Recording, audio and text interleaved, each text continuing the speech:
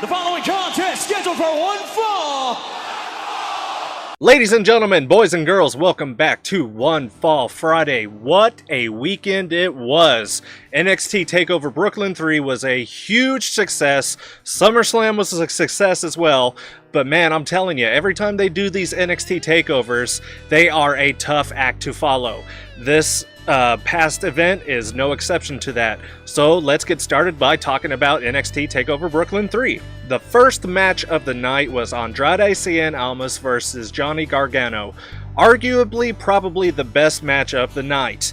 The crowd was just, it was the first match, so the crowd was 100% into it.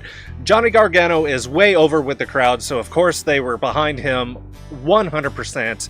And they tore the house down. They had an incredible match. Andrade came out with the win. I thought he was going to come out with the win.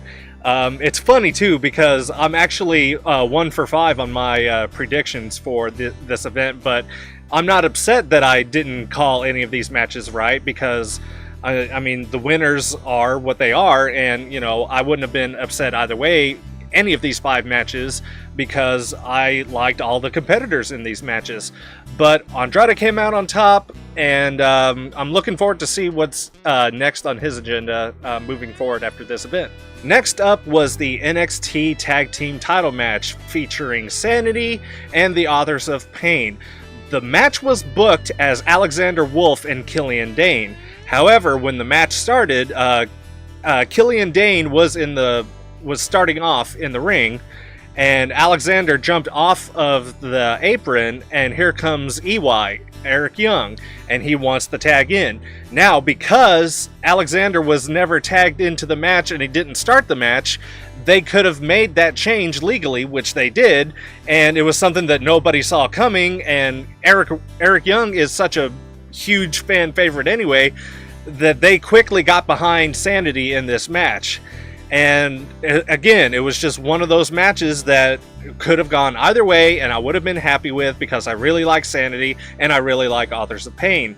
However, in this particular match, Sanity ended up taking the tag team titles. They gave the Authors of Pain their very first taste of defeat. But after the match was over, Bobby Fish and Kyle O'Reilly decided to interfere. Well, not really interfere, but they came out and attacked Sanity as if to say, hey, you guys might have just won, but we're coming for these titles. I really didn't see this coming. They were just signed to NXT. They had matches with Aleister Black. I think they both had matches with Aleister Black. I know one of them did, but I'm not sure if both of them did. Anyway, it was kind of a big surprise and a nice breath of fresh air to see, because there's like a lot of the tag teams that are in NXT right now, they're still up and coming. These two guys are well-established independent wrestlers. They're very, very popular with the crowd, and so it's going to be cool to see these guys go at it. I don't know if they're necessarily done with Authors of Pain. I wouldn't think that they are. I'd like to think that they're going to get a rematch, but we'll just have to see. And speaking of Aleister Black, he had his match against Hideo Itami. Jim Ross showed up and was a surprise guest announcer for the match. This again was an incredible match to watch. I mean, you're talking about 2 of the best strikers in NXT right now. Aleister Black's kicks look so damn good. He can throw them so close and so precise, and make it look like he's going to knock someone's block off, but they're perfectly safe. They never get hurt, and I really, really admire Aleister Black for that. He's been probably my favorite person to come to NXT lately that that a lot of people have talked about, but I've never really seen wrestle. He's definitely number 1. Oh God, they just had such a good match, and yeah, I thought Hideo was going to win because he kind of needed a win, but Aleister's got all the momentum in the world going right now. Again, I'm not disappointed that Aleister won. I'm very, very happy that Aleister won. What's in his future? I'm not sure. I know that he's moving forward. Who knows who his next opponent's going to be. Okay, the NXT Women's Championship match. Asuka versus Ember Moon. Great match.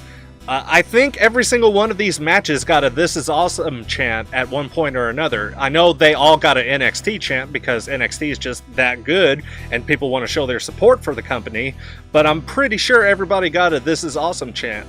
I really thought Ember Moon was going to win. She looked incredible. It was probably the best match that she's wrestled in NXT since she came.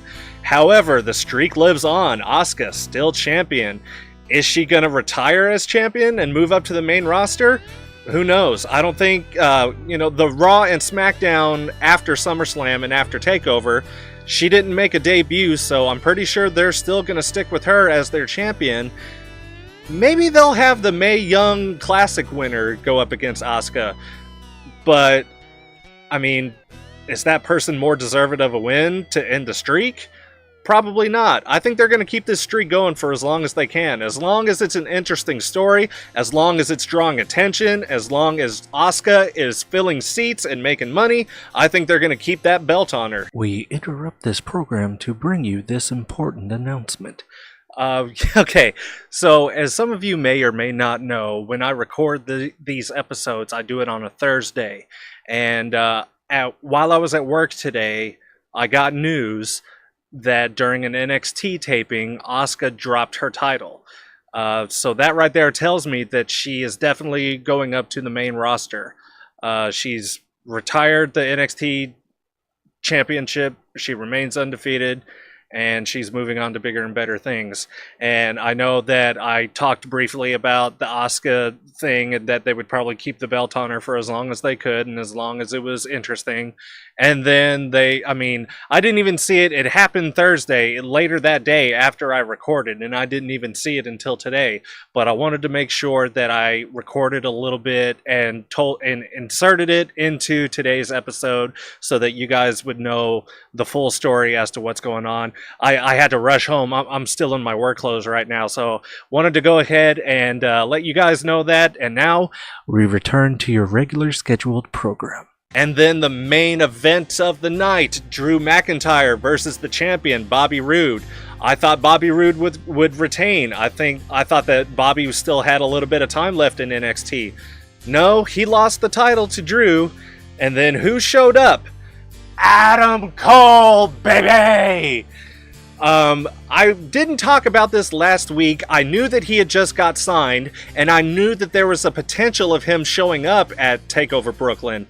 But I didn't really talk about it that much because I didn't know where he would fit in, coming into the company. I didn't know if he'd be obviously where he is right now, shoved right into the title picture. But also, Bobby Fish and Kyle O'Reilly, they came out first, and then here comes Adam Cole. So the three are standing together, kind of forming this independent wrestling supergroup. I don't know if they're going to have some kind of gimmick, if they're going to call themselves something, or if they're just three good wrestlers hanging out with each other. Either way, it's really, really exciting to see. The next couple weeks of NXT taping is going to be good. I have to assume, because I forgot to mention this, after Bobby lost the title just this past Tuesday on SmackDown, he made his SmackDown debut. And he made a debut as a face. This is really, really cool. Not that Bobby Roode is a terrible heel, he's a great heel, but I knew that the persona that he was going with the glorious Bobby Roode, that was one of those things that it could either work really well as a heel, which it did, or it could work really well as a face, which it can, and I think it did. He came out and had a match with Aiden English, who is clearly a heel, playing against the crowd. But the crowd was just 100% into Bobby on SmackDown, and I think he's definitely going to be moved forward as a face, not a heel, as a face, moving forward on SmackDown. So, in regards to the NXT title, it looks like he's not going to get a rematch because he's been called up to the main roster. I mean, they might have him come down and get a rematch just as part of a taping, as kind of like a farewell. He might have one more match. But Drew will definitely retain the title, and I would say by the time the next TakeOver event comes around, whenever that may be, I'm not exactly sure, but I would say he's definitely going to be going up against Adam Cole. Alright, now let's talk about SummerSlam. 3 of the matches that I discussed happened during the pre-show. Well, actually, I didn't talk about one of the pre-show matches because they just announced it like the day that I uploaded my vlog, and I had already had it record. Was a 6-man tag team, rather. Jason Jordan and the Hardy Boys versus The Miz and The Miz Taraj. And The Miz and the Miztourage ended up winning that match. And The Miz was quite upset on social media that he wasn't defending the Intercontinental title on SummerSlam, as part of the main card. And that kind of bled over on Raw, and it's not really that important. I mean, he ended up having another 6-man tag match. Or actually, it was just a regular tag team match. I don't know. I can't remember if it was Bo Dallas or Curtis Axel that was his tag team partner, but they went up against John Cena and Roman Reigns.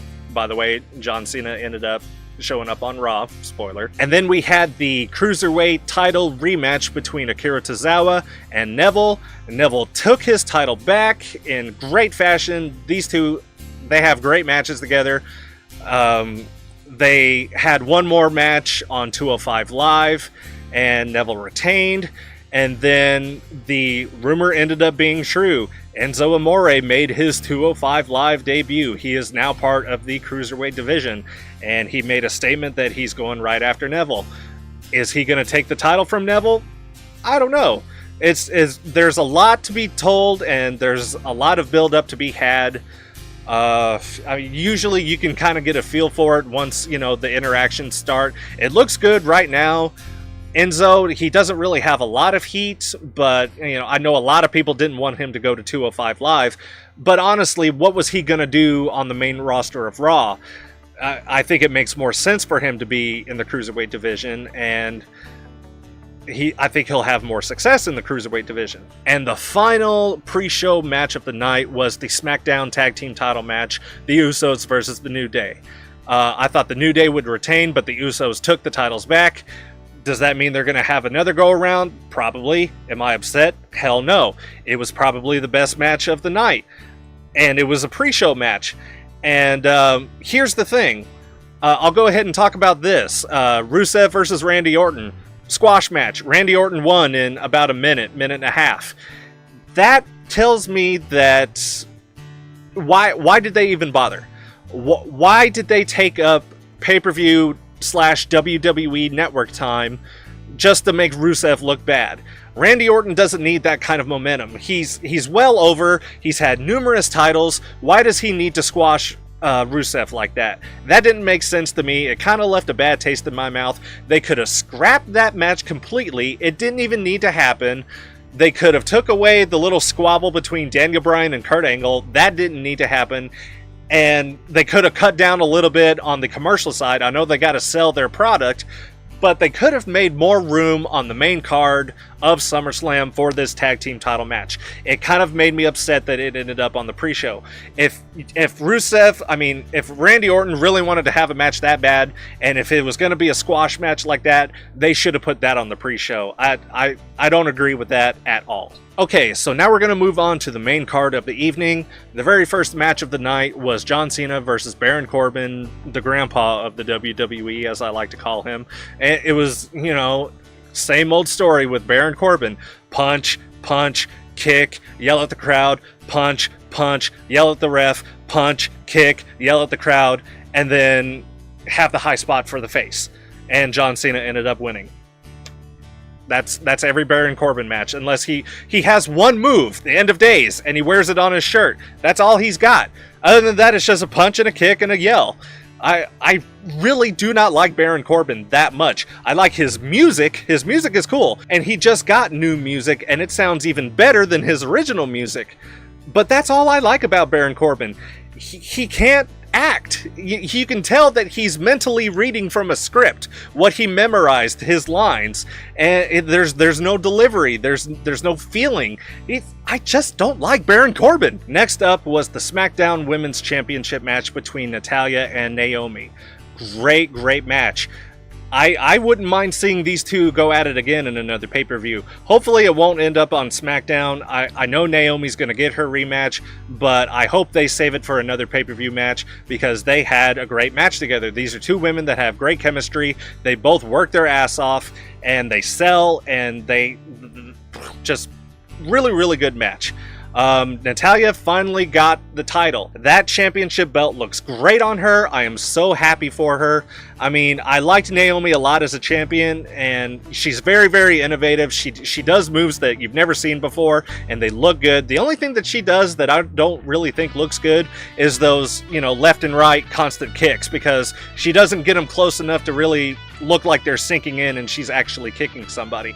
But other than that, she's great. I love Naomi, and I love her appearance, her new entrance, the whole Feel the Glow thing, that really, really worked. I liked her custom belt that she had. I was in it. I was hook, line, and sinker. But I mean, Natalya, she needed it, and she has it now, and I'm happy. So I would like to see these two go at it again. I'm pretty sure they will. And yeah, okay. Next was Big Cass versus Big Show, Enzo Amore up in the cage. Not really much to tell about this. Big Cass ended up with the win. Here's the sad part. The very next night on Raw, him and Enzo were going to have a Brooklyn street fight because they were still in Brooklyn. And the match ended up getting called off because Cass took a dip over the top rope. And when he landed, if you watch it real closely, he kind of half landed on his foot and half didn't. He probably should have just kept his feet out from under him and just, took the bump and landed on his side, which that probably would have really hurt, but it would have been better than what happened. It looked like he either twisted his knee or he partially popped it out of socket, because, I mean, as soon as he hit the floor, he grabbed for his knee, and you could tell that he did something. He got back in the ring. He tried to finish the match. I mean, good for him for trying to finish the match.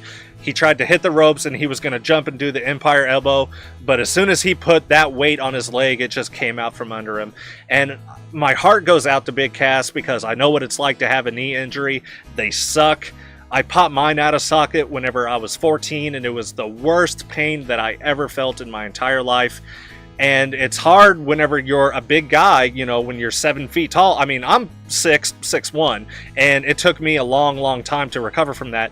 I can't imagine how long it's going to take for Big Cass to recover. And they've already said that he's out for several months. It's just a shame, because as soon as his solo career starts, it comes to a stop because of an injury. Yet another injury. But I'm not blaming anybody for injuries. I mean, that right there was one of those freak accidents that just happens. And it's unfortunate that it happened, and Big Cass, I hope you get well soon. Alright, next up was the squash match. I already talked about that, Randy Orton and Rusev.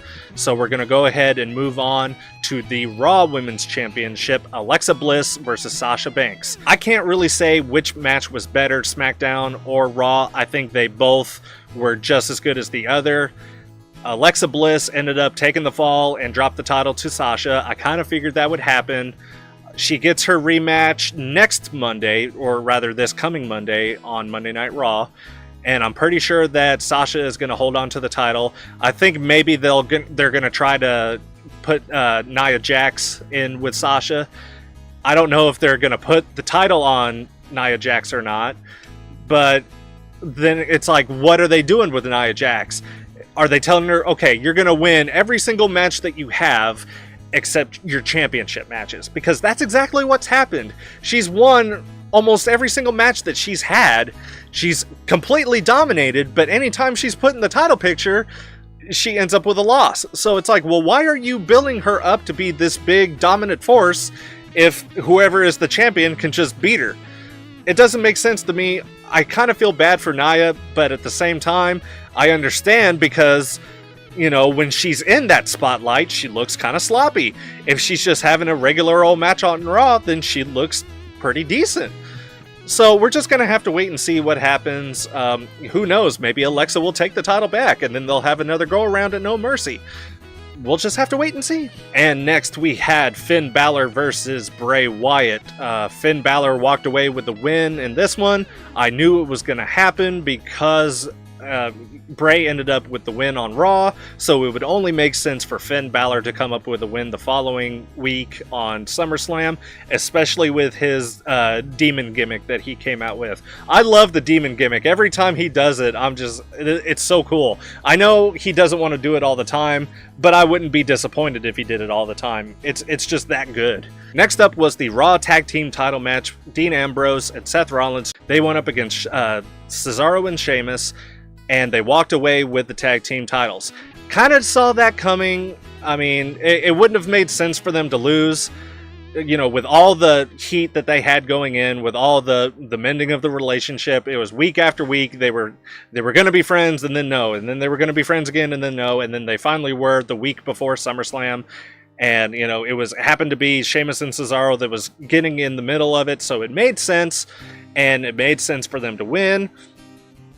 They looked like they never really skipped a beat. They had tagged up before. They weren't really. Seth Rollins and Roman Reigns were the tag team champions when they were still the Shield. Dean Ambrose had the solo career gold. He was the United States champion, and I think he was actually the longest reigning U.S. champion that they had for a while. So that was really, really cool. But, I mean, that wasn't... Obviously, they had 6-man tag team matches where, they tagged in and out. They had some tandem offense together. But, yeah, I mean, and they even showed us some new stuff. They combined their finishers together, kind of Shawn Michaels and Triple H style, whenever they came back and did DX again, right towards the end of Shawn Michaels' career. So that was really cool to see. The lifting knee of Seth Rollins right into the Dirty Deeds made sense, looks good. I like these guys as tag team champions. They had a match against the Hardys the next night. It wasn't a title match, but they had an incredible match. So these guys are a very viable tag team to go up against. Obviously, Sheamus and Cesaro are going to get a rematch, and that doesn't upset me at all. I really like that match, and I can't wait to see them go at it again. Next up, United States Championship match with Shane McMahon as the special guest referee, the champion, AJ Styles, the challenger, Kevin Owens. This was exactly what I thought it was going to be. There was a lot of interaction between the three. It kept the match between AJ and Kevin interesting because we've seen them go up against each other so many times. But they still had one more go-around the following Tuesday. But first, let me go ahead and say that AJ retained. He showed up on SmackDown the following Tuesday, and he wanted to get the United States Open Challenge going again. Well, Kevin Owens went ahead and decided to show up. AJ said, no, I'm done with you.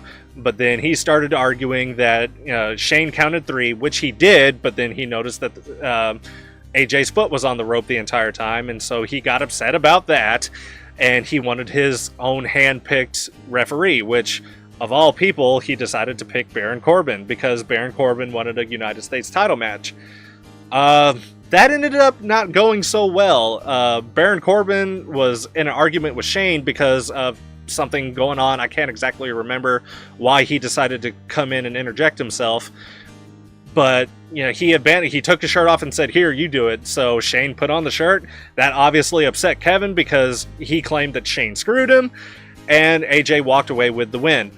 This right here tells me that, and I kind of got the feeling, leading up to SummerSlam, I kind of had an inclination that maybe at some point we were going to see Kevin Owens and Shane McMahon have a match against each other. And I think we're definitely going to see that, if not on SmackDown, then definitely by the time they do their next pay-per-view. I don't know what their next pay-per-view is. I know that Raw is going to be the next one that shows up on the WWE Network. It's going to be No Mercy. So we get at least a month to build this story between Kevin Owens and Shane McMahon. Kind of going to be exciting to see. These two, I think, could really go at it and have a good match. All right. WWE Championship match. Jinder Mahal versus Shinsuke Nakamura. I had high hopes going into this match. I mean, I don't want to say that I got disappointed, but they really didn't live up to what I was hoping they would live up to. Shinsuke still is holding himself back. I don't know if it's him that's holding himself back. I don't know if it's creative that's holding him back. But we're not seeing the Shinsuke Nakamura that made Shinsuke famous. The king of strong style. And the thing is, I thought that Jinder Mahal was going to retain, which he did. But apparently, a lot of the fan base thought that they were going to go ahead and give the title to Shinsuke. That didn't really make sense to me, and here's why. When we learned that it was going to be Shinsuke going up against Jinder Mahal, there wasn't enough of an interaction between these two. There wasn't any kind of relationship built. There wasn't any kind of rivalry. It was just, well, these two are going to have a match, and then that's it. After that, we saw Shinsuke in, I think it was New York, I'm not sure, maybe it was LA, doesn't matter. Anyway, we got footage of him surfing, and we got footage of Jinder Mahal in the gym working out. That right there told me that they weren't really putting a whole lot into this match, that Jinder was going to retain the title. But, of course, there was some, interaction between the Singh brothers, the Bollywood boys. They interfered in the match and helped Jinder win. That I expected that. Like I mentioned last week, it's a heel thing. He is a heel champion, and heels are going to do dirty things to win. Makes perfect sense to me. And then on the following Tuesday, we had a handicap match of the Singh brothers versus Shinsuke 2-on-1. And then after that match was over, Jinder Mahal kind of came in, and Shinsuke ended up giving him the Kinshasa. So now that there's a little bit more of an interaction going on, they might have one more match. I really don't see, unless they decide to just go ahead and push Bobby Roode into the title picture, which I don't think they're going to do that. I think it's going to be a slow burn and a build before Bobby Roode gets into the main title picture. So I think it would make the most sense if Shinsuke had another match with Jinder. And if they do, he's going to have, I don't know. I don't know if it's so far down the road that it's kind of hard to say, one way or the other. But I'm going to go ahead and say that he has a better chance of taking the title from Jinder now that there's a little bit more interaction going on between the two. Jinder has a reason to want to fight Shinsuke for taking that knee shot. And it makes more sense now. If they give him the title, then it would make more sense. Before, I knew that they wouldn't give him the title because it didn't make sense. All right, the main event, the second main event, rather. I don't want to, say that one is better than the other. I mean, definitely the match was better than the WWE title match. I'm talking, of course, about the Universal Championship match, Fatal 4-Way, Brock Lesnar, Braun Strowman, Roman Reigns, and Samoa Joe. Brock Lesnar took a little bit of everything from each character. Brock Lesnar took a beating, a big beating from every single one of his opponents. Samoa Joe got at him, Roman Reigns got at him, and obviously, the big part of the evening was Braun Strowman putting him through 2 tables and then dumping a 3rd table on top of him, and then Brock Lesnar ended up getting stretchered out. And so the majority of the match was a triple threat with Samoa Joe, Braun Strowman, and Roman Reigns. So a lot of people, obviously they're behind Braun Strowman. He's a big guy. He's got a lot of momentum. And, of course, he's a fan favorite because of his constant beatings of Roman Reigns. But then Brock Lesnar ended up coming back. He finished the match, and he retained the title. And that made the most sense to me.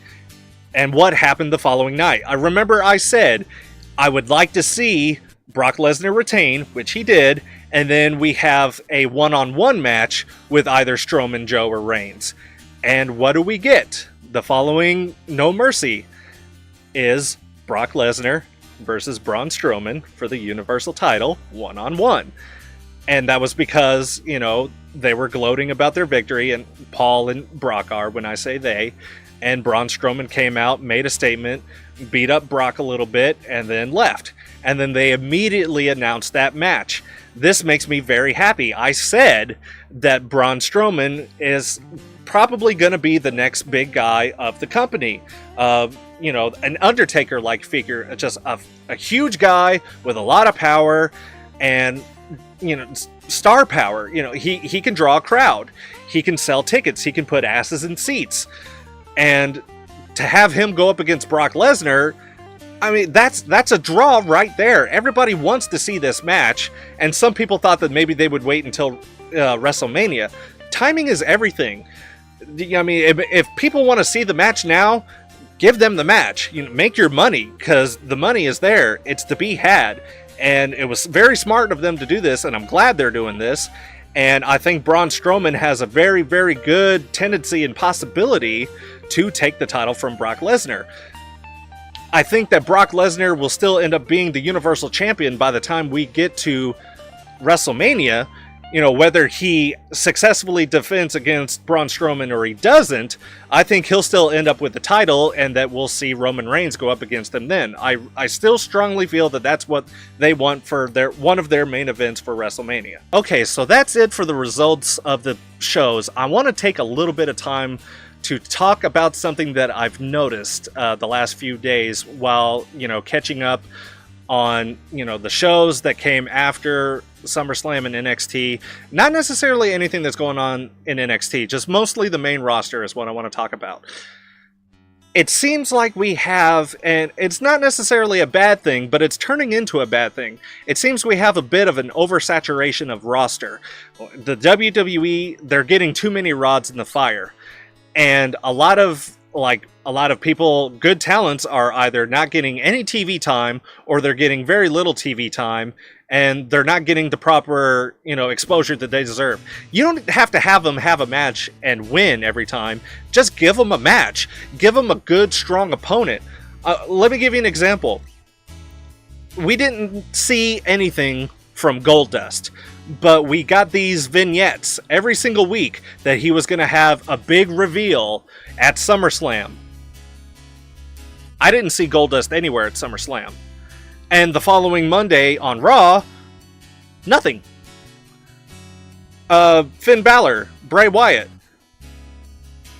Yeah, I mean, they built up Bray Wyatt. He had to win against Finn Balor, but then he lost against Finn Balor. And yes, that was expected, but what's next for Bray Wyatt? Why didn't he show up on TV? Where was his time? What's going on here? SmackDown, okay? Dolph Ziggler just came back. I don't know why he was gone, but he just came back. But where is he going to fit into the picture? What's he going to do? Is he going to go up against AJ for the US title? It looks like that's what Baron Corbin's trying to do. Sami Zayn. Sami Zayn hasn't been on TV for a couple weeks. He was just on SmackDown Tuesday, but he was approached by Kevin Owens to be the special guest referee for his match, and he told him no. That was all the TV time he got. Mike and Maria Kanellis, they were just recently signed, and they got put on SmackDown. They had 2 matches with Sami Zayn, who, like I just mentioned, isn't getting any TV time either. But where were they for the entire month? Why didn't they get anything for SummerSlam? I'm not saying everybody deserves... Well, everybody does deserve a spot in the pay-per-view, but I'm not saying everybody should. Of course, it's going to be, down to who's the draw, who's going to be the moneymaker. I get it. But don't sign these people. Don't sign these high-profile talents if you're not going to do anything with them. And look at Ty Dillinger. He had a huge response whenever he made his way to SmackDown. What's he done lately? Well, he made it to the Final Four in a Battle Royal to decide who was going to face Kevin Owens for the US title way back in the day. Ended up being AJ. But still, what have they done with him since? Nothing. So, I don't know what I'm trying to say. It's kind of frustrating because I see all these great wrestlers and they're not really getting what they deserve.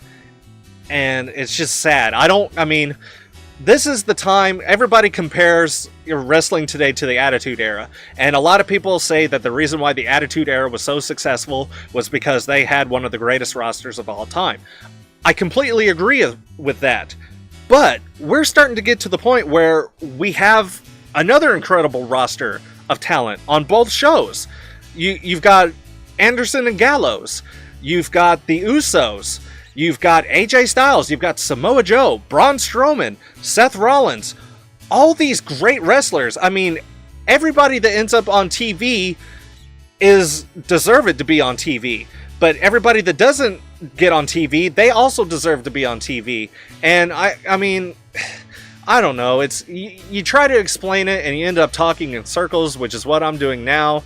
And I don't know the point I'm trying to get across. It's sad, I want everybody to be successful.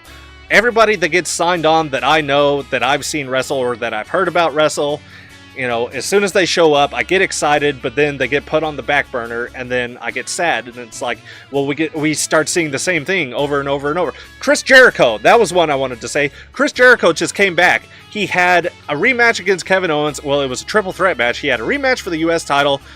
Now he's gone. Didn't even have a special guest appearance on SummerSlam.